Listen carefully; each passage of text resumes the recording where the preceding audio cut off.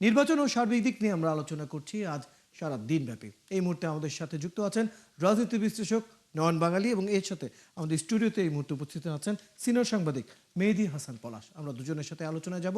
প্রথমেই প্রশ্ন রাখতে চাই আমাদের অতিথি মেহেদী হাসান পলাশের কাছে। জনাব মেহেদী হাসান পলাশ, আপনাকে স্বাগত জানাচ্ছি আজকে আমাদের এই আয়োজনে। প্রথমে যে প্রশ্নটি রাখতে চাই, একটি অনেকদিন বহুল প্রতীক্ষার পর একটি নির্বাচন, অন্যান্য সময় নির্বাচনের থেকে এই নির্বাচনটা কি আপনি কিভাবে মূল্যায়ন করবেন, কিভাবে দেখেন বিষয়টিকে? আসসালামু আলাইকুম যারা দেখছেন দর্শক, এবং আমাকে আমন্ত্রণ জানানোর জন্য ৭১ টিভিকে ধন্যবাদ। আসলে আপনি যেটা প্রশ্ন করলেন এই প্রশ্নের উত্তরটা কিছুটা আবেগী হয়ে যায়, কারণ ২০০৮ সালের এই -2 থিওরির একটা প্রজেক্টের অংশ হিসাবে বাংলাদেশের মানুষের কাছে এদেশের মানুষের গণতান্ত্রিক আকাঙ্ক্ষাকে ধূলিসাৎ করে এই যে ফখরুদ্দিন মঈনুদ্দিন রাষ্ট্র ক্ষমতা দখল করেছিল, তারপরে তাদের এক্সিট প্ল্যানের অংশ হিসাবে একটা ফ্যাসিবাদী সরকারকে বাংলাদেশের রাষ্ট্র ক্ষমতায় বসিয়ে দেয়া হয় ২০০৮ সালে। এরপর থেকে পরপর ৩টা নির্বাচন হয়েছে ২০১৩-১৪-তে, ২০১৮-তে এবং ২০২৪-এ। আমরা সেখানে দেখেছি বাংলাদেশের মানুষের গণতান্ত্রিক আকাঙ্ক্ষাকে ধূলিসাৎ করে দেওয়া হয়েছে, একটা ফ্যাসিবাদী শাসন ব্যবস্থা রাষ্ট্র কায়েম করা হয়েছে, দেশের স্বার্থকে ভুলুণ্ঠিত করে আপনার একটা বিদেশি রাষ্ট্রের কাছে বাংলাদেশকে সঁপে দেয়া হয়েছে। সেই জায়গা থেকে এদেশের মানুষের গণতান্ত্রিক উত্তরণের জন্য, গণতান্ত্রিক আকাঙ্ক্ষাকে পূরণের জন্য এই ৩৬শে জুলাই যারা সহস্রাধিক মানুষ, আমাদের তরুণ প্রজন্মের যারা জীবন দিয়েছে, হাজার হাজার ছেলেরা যারা রক্ত দিয়েছে, রাস্তায় ঘাম ঝরিয়েছে, আজকের এই আলোচনায় আমি তাদেরকে কৃতজ্ঞতা জানাই, কারণ তাদের এই আত্মত্যাগের ফলেই আজকে আমরা এখানে দাঁড়িয়ে কথা বলতে পারছি। আজকে একটা গণতান্ত্রিক ভোটের মুখে আমরা এই দেশ উপনীত হয়েছে, যেই ভোটের মাধ্যমে আমাদের এই বাংলাদেশ একটা গণতান্ত্রিক উত্তরণের পথে, যেভাবে ৯০-এ স্বৈরাচার এরশাদের পতনের পরে ৯১-এর নির্বাচনের পরে বাংলাদেশের গণতান্ত্রিক যাত্রা শুরু হয়েছিল, ঠিক একইভাবে এই নির্বাচনের পরে, আজকে ২৬শে ফেব্রুয়ারির নির্বাচনের পরে বাংলাদেশ হয়তো আবার একটি নতুন গণতান্ত্রিক বাংলাদেশের চরিত্র নিয়ে বিশ্বের বুকে মাথা উঁচু করে দাঁড়াবে। সেই সময়ে দাঁড়িয়ে যখন আমি বক্তব্য দিই, এই জুলাইয়ের যারা শহীদ, যারা জুলাই যোদ্ধা, যারা জুলাইয়ে ঘাম ঝরিয়েছেন, তাদের প্রতি অকুণ্ঠ শ্রদ্ধা এবং সালাম জানাচ্ছি। তাদের এই ঋণ কখনো কোনো দিন শোধ করা সম্ভব নয়। কাজেই এই নির্বাচনটা আমাদের কাছে একটি আবেগের নির্বাচন। এই নির্বাচনটা আমাদের গণতান্ত্রিক আকাঙ্ক্ষা পূরণের নির্বাচন। এই নির্বাচন আমরা অনেক রক্তের বিনিময়ে ফিরে পাওয়া নির্বাচন। যেমন আমরা এক সাগর রক্তের বিনিময়ে আমরা আমাদের ভাষা পেয়েছি, এক সাগর রক্তের বিনিময়ে আমরা আমাদের স্বাধীনতা পেয়েছি, ঠিক তেমনি এক সাগর রক্তের বিনিময়ে আমরা হয়তো আমাদের গণতন্ত্র আবার ফেরত পেতে যাচ্ছি। কাজেই এই নির্বাচন অত্যন্ত আমাদের কাছে মূল্যবান, অত্যন্ত আবেগের।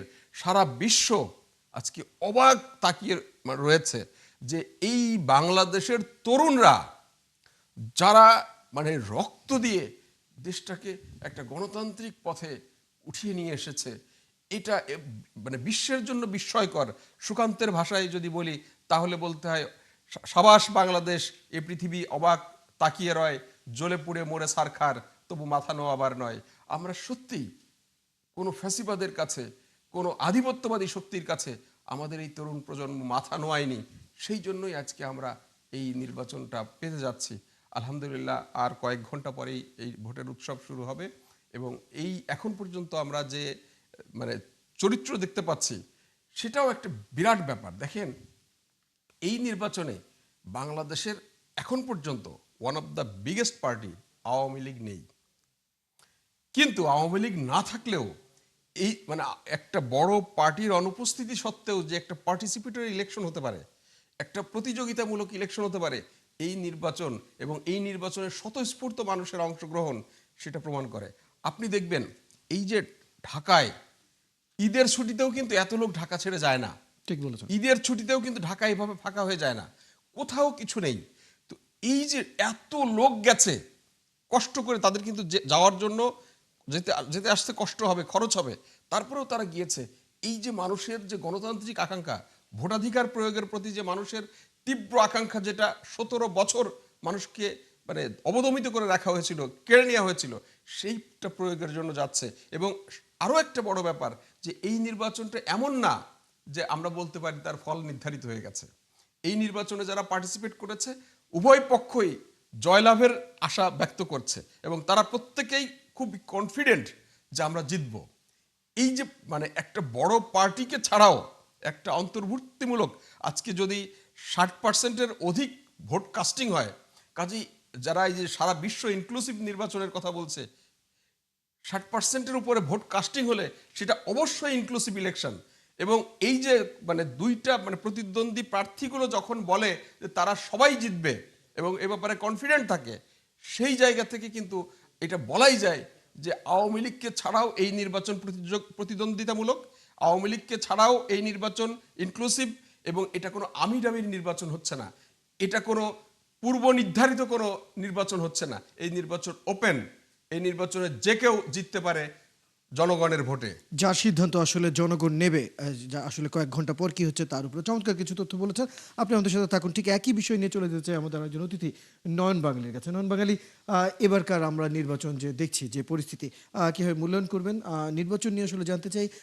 কয়েক ঘন্টা পরই নির্বাচনের যে উৎসব সেটি শুরু হচ্ছে, কি মনে করেন কতটা আলাদা অন্যান্য নির্বাচন থেকে এই নির্বাচন, এবং কতটা প্রতিদ্বন্দ্বিতামূলক বা প্রতিযোগিতামূলক হতে পারলো এই নির্বাচনটি?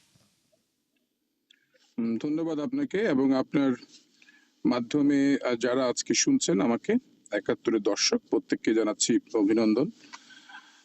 বিশেষ করে আমার সহ আলোচক যার কথা শুনলাম একটু আগে, আমি শুনছিলাম যে আসলে নির্বাচনটা একটা উৎসবের আমেজ আপনারা সবাই লক্ষ্য করছেন।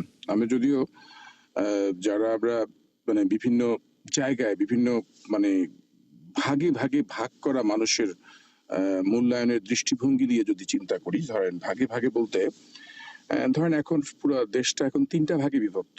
৩টা ভাগ বলতে সরকার যারা পরিচালনা করছে তাদের একটা মনস্তাত্ত্বিক বিষয়।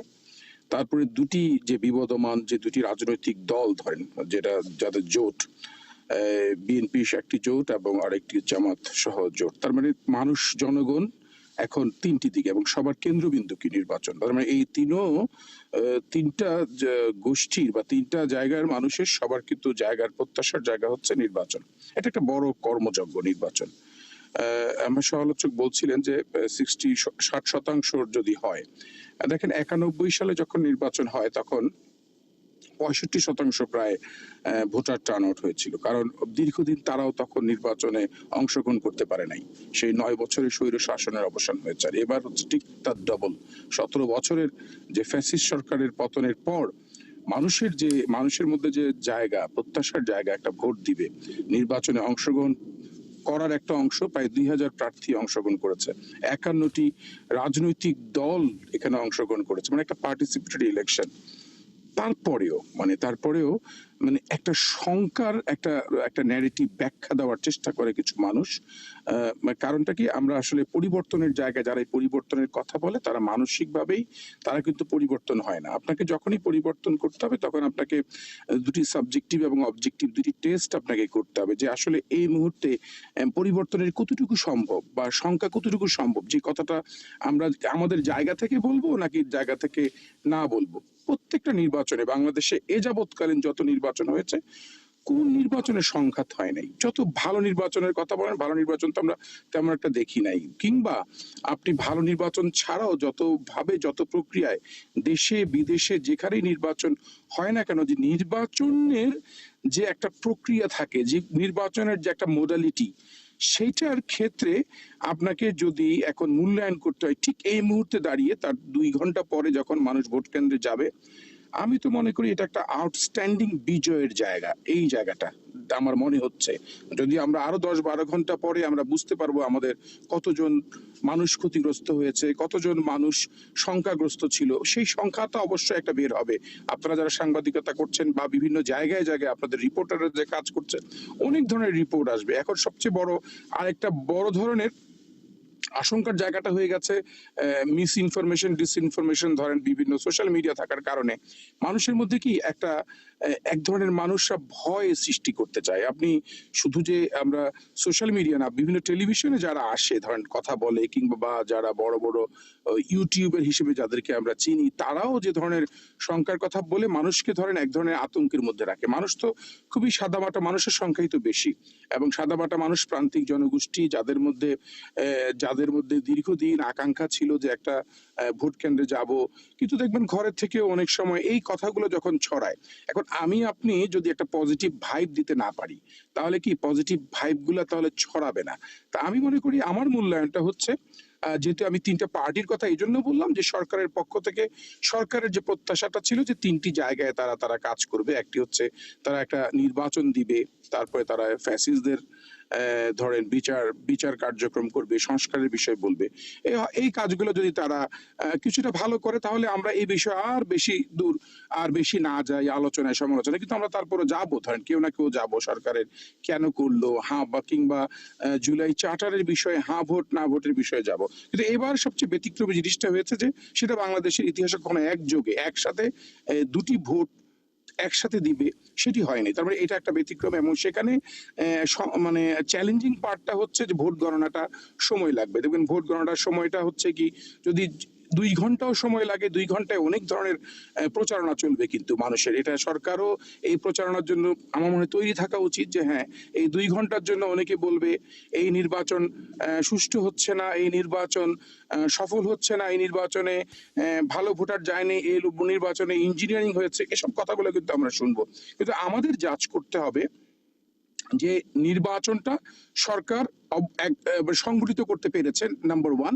নাম্বার টু, জনগণের এই যে স্বতঃস্ফূর্ত জাগরণ চিন্তা, যে সবাই ঢাকা শহর ছেড়ে চলে গেছে যার যার গ্রামে, যেখানে যে যে ভোটার, কিংবা যারা দেশের বাইরেও আপনি দেখেন কত মানুষের একটা প্রত্যাশার জায়গা যে একটা কে আসবে, কারা আসবে, মানে এটা আগে থেকে ডিসাইডেড করার কিছু নাই, যে আমরা বলতে পারবো না যে হলফ করে যে ও চলে আসতেছে, সেটি যেটা বলা ঠিক হবে না।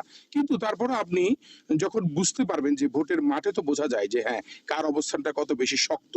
এখন প্রশ্ন হচ্ছে যে কিছু সংখ্যক, এবার যদি আসি একটি গোত্র সম্পর্কে বলি, যারা ধরেন প্রার্থী, তারা যদি হয়, এই প্রার্থীদের মধ্যে কিছু সংখ্যক প্রার্থী বা যারা মরিয়া থাকে নির্বাচনে নির্বাচিতই হতে হবে, যে নির্বাচিত না হলে চলবে না, কিন্তু সে নির্বাচনে অংশগ্রহণ করে যে একটা ইতিহাসের সাক্ষী হয়েছে, কিংবা এই নির্বাচনে অংশগ্রহণ করে যে একটা বড় পরিবর্তনের অংশীদার হয়েছে, সেটা চিন্তা না করে যখন সে মরিয়া হয়ে যাবে, মরিয়া হয়ে যখন সে কোনো প্রকার ধরেন মিসরিপ্রেজেন্ট করবে তার লোকজন, কিংবা কোনো স্টেপস নিবে যে স্টেপস গুলা ভালো না, যে স্টেপস গুলো আমরা সারা রাত ধরে, যেগুলো আপনারা অনেকেই দেখিয়েছেন শুনিয়েছেন, যেগুলো আসলে মানুষ প্রত্যাশা করে না, মানুষ চিন্তা করে। আপনি তো ভাই একজন মানে জনগণের ভোটে নির্বাচিত একজন সংসদ সদস্য হবেন, যেখানে আপনার যদি মোরাল ভিত্তিটা, বেসটা যদি স্ট্রং না থাকে, আপনি যদি মনে করেন চুরি করেই আপনি পার হবেন, তাহলে তো আপনার মধ্যে প্রথমেই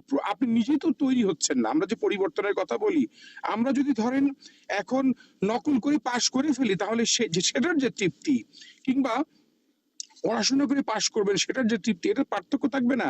অতএব যেখানে এত বড় জাতীয় সংসদ নির্বাচনে যারা আসবে, তাদের এখনো কিন্তু আমি মনে করি হ্যাঁ, সারা রাতে অনেক ঘটনা ঘটেছে, অনেক ঘটনায় কারো কারো নকল ধরা পড়েছে, অনেক ঘটনায় কারো কারো নকল ধরা পড়ে নাই, তারা হয়তো বেঁচেছে, ভেবেছে আমি তো বেঁচে গেলাম এই যাত্রায়।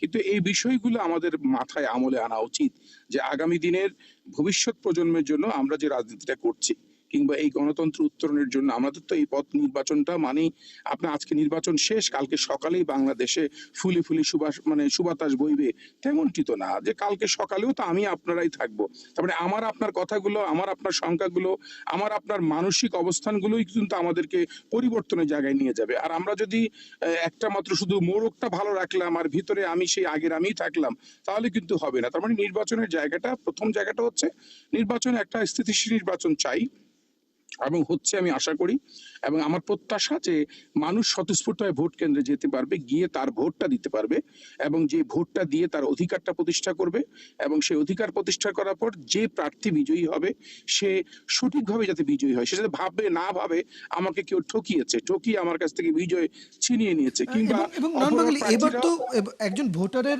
দায়িত্বটা অন্যান্য নির্বাচনের থেকে বেশি, কারণ এবার এবার আমরা দুটি সিদ্ধান্ত দিচ্ছি। একটি হচ্ছে নির্বাচন, আমাদের হচ্ছে সাধারণ সরকার নির্বাচন, দ্বিতীয় হচ্ছে আমাদের গণভোটের সিদ্ধান্ত তাকে নিতে হচ্ছে।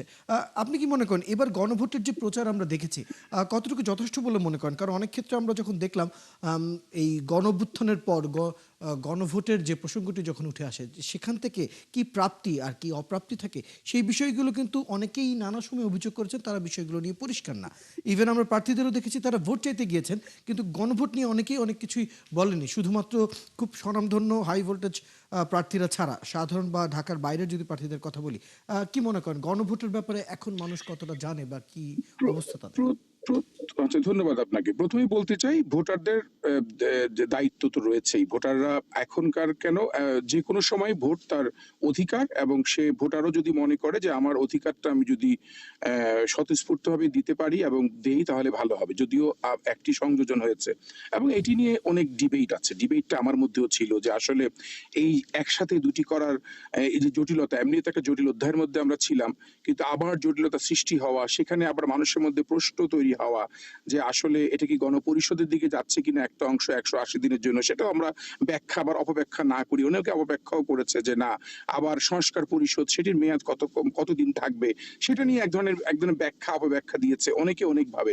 পাশাপাশি মানুষের মধ্যে প্রচারণার জায়গাটাও অনেক, একসময় সরকার নিজেই প্রচার করেছিল হ্যাঁ ভোটের পক্ষে, যেখানে জুলাই যে স্পিডটা নিয়ে সরকার এসেছে, অতএব খুবই স্বাভাবিকভাবে জুলাই স্পিডটা নিয়ে তারা আসতেই পারে, হ্যাঁ ভোটের পক্ষে বলতেও পারে। কিন্তু আবার আমরা, আমাদের মধ্যে যুক্তিও কাজ করেছে, তাহলে সরকারি যদি পার্ট হয়ে যায় হ্যাঁ ভোটের পার্ট, তাহলে তো সেটি, তাহলে সরকারই আবার কন্ডাক্ট করছে, সেটাই আবার এইটা একটা কনফ্লিক্ট অফ ইন্টারেস্টের জায়গা থেকে না, কিংবা আবার আইন সত্য হচ্ছে কিনা, এই বিষয় সব মিলিয়ে কিন্তু মানুষের মধ্যে প্রচারণা, কিংবা মানুষের ধরেন অনেক ক্ষেত্রেই আমি যদি বলতে চাই যে এখানে তো কনফ্লিক্টটা যে শুধুমাত্র হ্যাঁ ভোট না ভোট দিয়ে শেষ তা না, কনফ্লিক্টটা কিন্তু রয়েছে। ধরেন আপনি ইশতেহারের সাথেও কিন্তু অনেকের কনফ্লিক্ট করছে। এবার এই যে জুলাই চার্টারে যে ভোটটা দিবে সেটার সাথেও কিন্তু ইশতেহারের কনফ্লিক্ট অনেক ক্ষেত্রেই হচ্ছে। যেমন ধরেন, যদি আপনি একটা কথাই বলতে চান যে হয়তো বিএনপির যে ধরেন ইশতেহার অনুযায়ী যে বিষয়গুলো, যেখানে তারা নোট অফ ডিসেন্ট দিয়েছিল, সেক্ষেত্রে তাদের যে জায়গাগুলো, কিংবা এনসিপিও একটি কি দুইটি দিয়েছিল, জামাত ইসলামও তারা তিনটি দিয়েছিল। ফলে এটা খুবই স্বাভাবিক যে একদম সবাই মিলে এক জায়গায় দিবে, কিন্তু আবার যে পার্টগুলা হয়েছে, সে পার্টগুলোর মধ্যেও কিন্তু অনেক পার্থক্য থাকতে পারে। কিন্তু আমি এখন এই মুহূর্তে ঠিক ভোটের 1 ঘন্টা 2 ঘন্টা আগে আমি মনে করি এই জায়গাগুলো বিশ্লেষণ আগে আগে করলে যতটা পজিটিভ ভাইব থাকতো, মানে বা পজিটিভ ভাইব না থাকলেও কথা বলার জায়গা ছিল, এখন না বলাটাই ভালো। আমি মনে করি যেহেতু হচ্ছে, এবং আমি প্রত্যাশিত মানুষের জায়গা, জুলাই বিপ্লবের জায়গা, সেখানে আমি মনে করি মানুষের হ্যাঁ ভোট দিয়ে মানুষকে এমন একটি জায়গা, মানে মানুষের জায়গাটা, দৃষ্টির জায়গাটা, ভিশনের জায়গাটা যাতে স্পষ্ট থাকে। কারণ সেই দুটো দিকে ভোট, আসলে একটা হচ্ছে আরো একটু নজর কোথায় দিতে হবে। যাবে, নন বাঙালি আপনি আর থাকুন হচ্ছে আমাদের একজোট সাথে। কারা, সেটা নিয়ে হচ্ছে। জি, ধন্যবাদ আপনার কাছে আপনাকে। আমরা ফিরবো। ঠিক একই প্রসঙ্গ নিয়ে চলে যেতে চাই মেহেদী হাসান পলাশের কাছে। মেহেদী হাসান পলাশ, গণভোট প্রসঙ্গ নিয়ে আসতে চাই। গণভোটের যে প্রসঙ্গ বরাবরই আমরা শুনেছি, গণভোট নিয়ে একটি সাধারণ, অনেকেই বলে তারা ব্যাপারটা বুঝতে পারছে, এবং অনেকেই বলে যে সাধারণ মানুষের জন্য গণভোট ব্যাপারটা এখনো পরিষ্কার নয়, কয়েক ঘন্টা বাকি। এই সময়ে গণভোট নিয়ে বা গণভোটের যে প্রচার বা গণভোটের যে প্রসঙ্গটি নিয়ে আপনার মতামতটা জানতে চাই। ধন্যবাদ। মানে আমরা সাধারণত যে ধরনের গণভোট দেখি, এবারের গণভোটটা একটু ভিন্ন প্রকৃতি। কারণ গণভোটে একটি নির্দিষ্ট এজেন্ডা থাকে, সেটার উপরে একটা ভোট হয়। কিন্তু এবারের গণভোটে অনেকগুলো, যেটা আপনি বলছিলেন যে সাধারণ মানুষ বুঝতে পারছে, অনেকে বুঝতে পারছে না, এবারের গণভোটে যে মানে বড় দাগে যেই বিপুল পরিমাণ টার্মস অ্যান্ড কন্ডিশন আছে, বা জুলাই চার্টারের যে অনেক বড় ধারা আছে, সেই ধারা সাধারণ মানুষের পক্ষে পড়ে বোঝা এবং এর কনসিকুয়েন্সগুলো অনুধাবন করা আসলেই কঠিন। শুধু সাধারণ না, অনেক সচেতন মানুষের পক্ষেও কঠিন, যারা এই কারণে অনেকে আবেগী, হা বলা মানে মানে না বলা মানে হাদির রক্তের সাথে বেইমানি, না বলা মানে জুলাইয়ের সাথে চেতনা। আবার অনেকে মানে এই মানে সংস্কার চায় না, এই জন্যই না দিতে হবে। হ্যাঁ, তো এই যে মানে মোটা দাগে তারা একটা অবস্থান নিয়েছে, এই ইয়ের ভিতরে যায় নাই, মানে টার্মস অ্যান্ড কন্ডিশনের ভিতরে যায় নাই, কারণ এটা একটা খুব জটিল। তাদের রাজনৈতিক অবস্থান থেকে অথবা আবেগের জায়গা থেকে একটা অবস্থান নিয়েছে, কেউ হায়ের পক্ষে, কেউ নায়ের পক্ষে। কারণ সাধারণভাবেই এটা বোঝা খুব কঠিন। এবং আমি যদি সর্বশেষ আমাদের বায়তুল মুকাররমের যিনি খতিব মুফতি আব্দুল মালেক সাহেব, তিনি যে শুক্রবারে মানে লাস্ট শুক্রবারে তিনি যে ইয়েটা করেছেন, মানে ওনার যেই বক্তৃতা দিয়েছেন, উনি বলেছেন যে এখানে অনেক প্রয়োজনীয় কথা আছে যেগুলোতে আমি হাঁ দিতে চাই, কিন্তু সেই হাঁ দিলে অনেক কিছুতে আবার হাঁ হয়ে যাবে যেগুলোতে আমি আসলে হাঁ দিতে চাই না, যেগুলোতে আমি না। আবার অনেকগুলোতে মানে না, আমি যদি না দিতে চাই সেখানে আবার অনেকগুলো বিষয়ে হাঁ আমার হাঁ আছে, কিন্তু আমি যদি না দিই তাহলে হাঁগুলো না হয়ে যাবে। তো এই যে একটা মানে ওনার যে বক্তব্যটা, যে এই বক্তব্যটা এভাবে না হয়ে যদি এই টার্মস অ্যান্ড কন্ডিশন অনুযায়ী দেয়া হতো যে আমি এটাতে হ্যাঁ, এটাতে হ্যাঁ, এটাতে হ্যাঁ, এটাতে না, এটাতে না, এটাতে না, তাহলে হয়তো আমি আমার সঠিকটা দিতে পারতাম। কিন্তু আপনি 4টা ইয়ে দিচ্ছেন, 4টার মধ্যে কিন্তু 4টা থাকছে না, অনেক পুরা জুলাই চার্টারটা ঢুকিয়ে দিয়েছেন। সেই জুলাই চার্টার টোটালটা ঢোকানোর ফলে এর ভিতরে জুলাই চার্টারের ভিতরে যা এসছে, অনেকগুলো বিষয় আমাদের রাজনৈতিক দলগুলো একমত হয়েছে, আবার অনেকগুলো বিষয় আমাদের রাজনৈতিক দলগুলো একমত হতে পারে নাই। আবার দেখা গেছে যে যারা যেগুলো একমত হয়েছে সেই একমতের বাইরেও অন্তর্বর্তী সরকার নিজ উদ্যোগে আবার অনেক কিছু জিনিস ঢুকিয়ে দিয়েছে, চাপিয়ে দিয়েছে। তাহলে এখানে মানুষ কি করবে? মানুষের অপশনটা কি? আবার অনেকে তো এই রাজনৈতিক দলগুলো যার ব্যাপারে একমত হয়েছে, আমি একজন নাগরিক হিসাবে তার সাথেও আমি দ্বিমত করতে পারি, তাই না?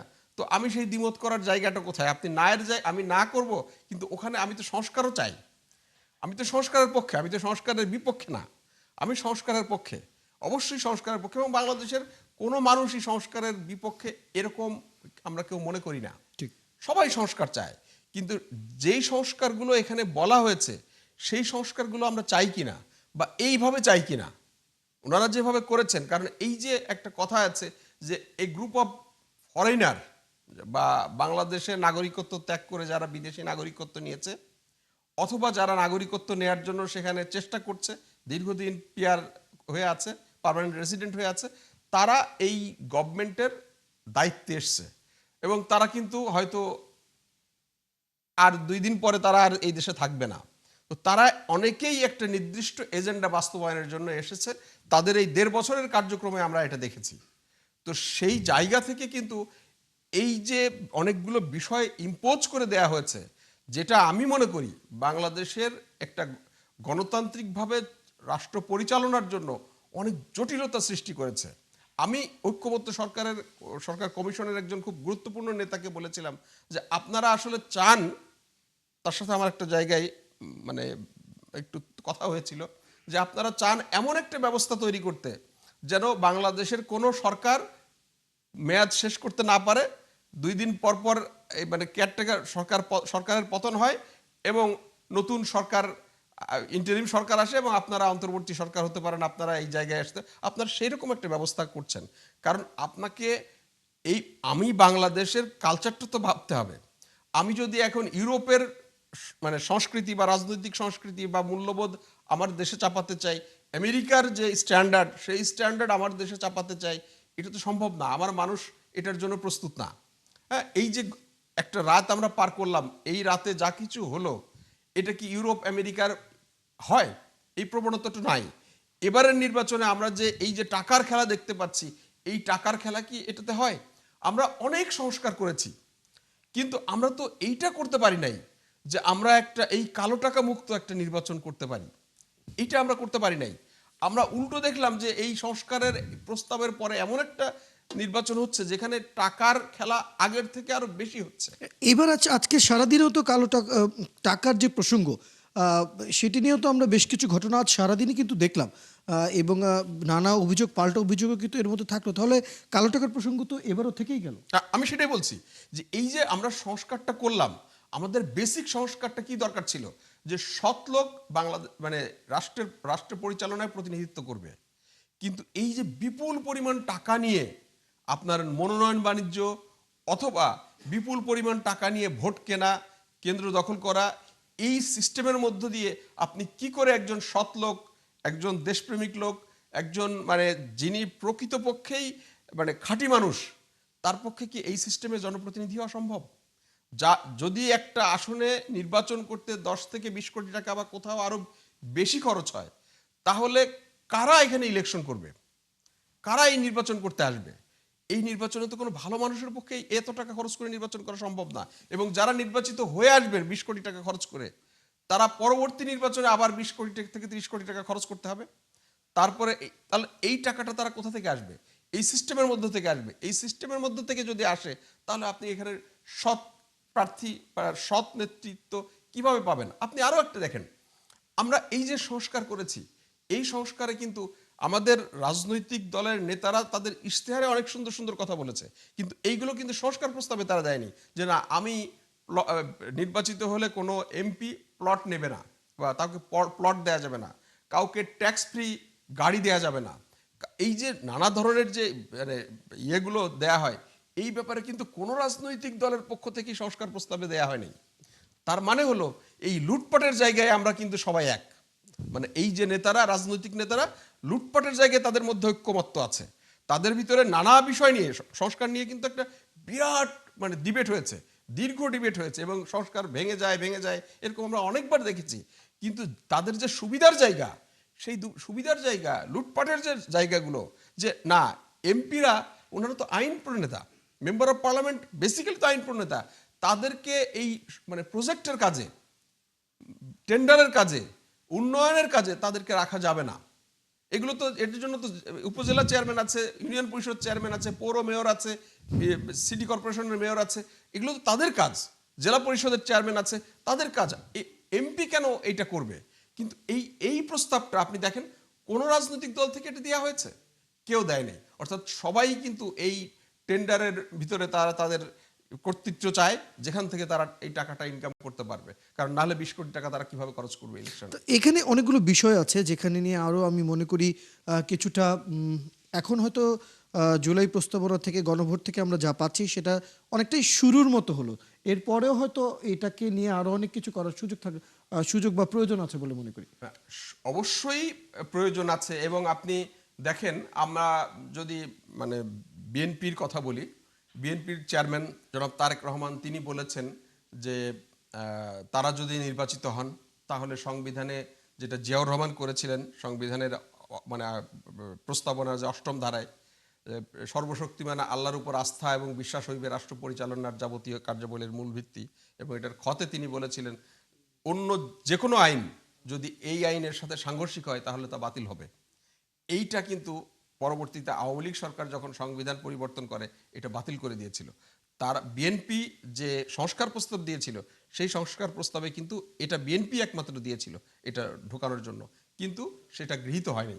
কিন্তু বিএনপি চেয়ারম্যান কিন্তু সরাসরি বলেছেন যে তারা যদি রাষ্ট্র ক্ষমতায় মানে সংবিধান পরিবর্তনের মতো মেজরিটি নিয়ে যদি রাষ্ট্র ক্ষমতায় আসে, তাহলে তারা এইটা সংযুক্ত করবেন। তার মানে হলো যে জুলাই প্রস্তাবের বাইরেও, জুলাই সংস্কারের বাইরেও অনেক কিছু করা সম্ভব, যদি কোনো একটা রাজনৈতিক দল মানে ওই 2/3 মেজরিটি নিয়ে রাষ্ট্র ক্ষমতায় আসে, সেখানে কিন্তু অনেক কিছুই করা সম্ভব। শুধু তাই না, তারা চাইলে, যদি কেউ 2/3 মেজরিটি নিয়ে আসে, তারা চাইলে এই জুলাই যে চার্টার, এইটাও তারা রিভিউ করতে পারে। They can do everything. যখন নির্বাচিত পার্লামেন্ট চলে আসবে, তখন পার্লামেন্টের থেকে বড় আর কিছু না। হ্যাঁ, কারণ হলো যে আবার এই প্রশ্ন আছে যে যেহেতু আমাদের সংবিধানে বলা আছে যে আগে পার্লামেন্টে পাশ হবে, তারপরে গণভোট হবে, এবারে হচ্ছে আগে গণভোট তারপরে পার্লামেন্টে পাশ, তাহলে সংবিধানের একটা ব্যত্যয় হচ্ছে, যেটা নিয়ে ভবিষ্যতে আইনি চ্যালেঞ্জের মুখে পড়তে হতে পারে যারা নির্বাচিত সরকারকে বা ইয়েকে। তো সে কারণে হয়তো এমনও হতে পারে যে এই মানে জুলাই চার্টার বা সংবিধান সংশোধনের যে প্রস্তাবগুলো আছে, সেগুলো পাশ করার পরে আরেকটা গণভোট হতে পারে। আসলে অনেকগুলো বাস্তবতাই এখানে আসলে ফ্যাক্ট হিসেবে কাজ করছে। আমরা এই আলোচনাটা চালিয়ে যাব। এই মুহূর্তে আমাদের এই আলোচনা এখানেই থামাতে হচ্ছে। মেহেদী হাসান পলাশ, আপনি আমাদের সাথে থাকুন। আপনার সাথে আমরা পরবর্তী ঘন্টায় আবার আলোচনায় ফিরবো এবং আমাদের রাজনীতি বিশ্লেষক নন বাঙালি আমাদের সেই সময় সাথে থাকবেন। দর্শক, আমরা দুজন অতিথির সাথে আমরা আলাপ করছিলাম। আমাদের সাথে এই মুহূর্তে আছেন সিনিয়র সাংবাদিক মেহেদী হাসান পলাশ এবং রাজনীতি বিশ্লেষক নয়ন বাঙালি। তাদের সাথে পরবর্তী ঘন্টায় আমরা আলোচনা চালিয়ে যাব। দর্শক, নির্বাচনে বাংলাদেশ, নতুন বাংলাদেশের স্বপ্ন দেখছে গোটা জাতি। আর মাত্র 1.5 ঘন্টা পরেই নতুন করে ফিরে পাওয়া ভোটাধিকার প্রয়োগ করবে দেশের মানুষ। খুঁজে নেবে যোগ্য নেতৃত্ব। প্রার্থী থেকে ভোটার সবার খবর তুলে ধরে আনতে প্রস্তুত ৭১ টেলিভিশন। চলছে ৭২ ঘন্টার বিশেষ আয়োজন। এই মুহূর্তে আমরা ফিরে যাচ্ছি আমাদের নির্বাচন স্টুডিওতে।